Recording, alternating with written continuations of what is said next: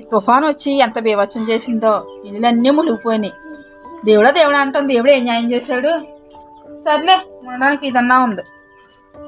శ్రీదేవి, శ్రీదేవి నువ్వు ఇక్కడ ఉన్నావా? అక్క ఇక్కడ ఉన్నా. శ్రీదేవి, మీ ఇంటికి వెళ్ళొచ్చాను ఇప్పుడే. మీ ఇల్లు అంతా అలా మునిగిపోయింది. ఎక్కడ ఉంటున్నారు మీరు? ఇంకో అక్క ఇక్కడే ఉంటున్నాం.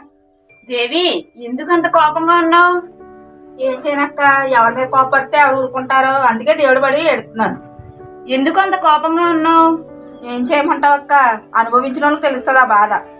దానికి అంత కోపంగా ఉన్నావా? సహనం పట్టాలి కదా. ఈ బాధ నాకు అర్థమైంది. దేవుడు పెట్టిన పరీక్ష. ఏంటి ముంచేయడం దేవుడు పెట్టిన పరీక్ష? ఇది నాకు శిక్షలాగే అనిపిస్తుంది అక్క. ఇల్లు ఉంది, ఇల్లు మునిగిపోయింది. 2 రోజుల తర్వాత నీట్ గా చేసుకుని ఆ ఇంట్లోకి నువ్వు వెళ్తావు. ఇల్లు లేని వాళ్ళ పరిస్థితి ఏంటి శ్రీదేవి? అవునులే అక్క, అలాగైనా సరిపెట్టుకోవాలి. అవునక్క, మంచి విషయాన్ని గుర్తు చేసావు.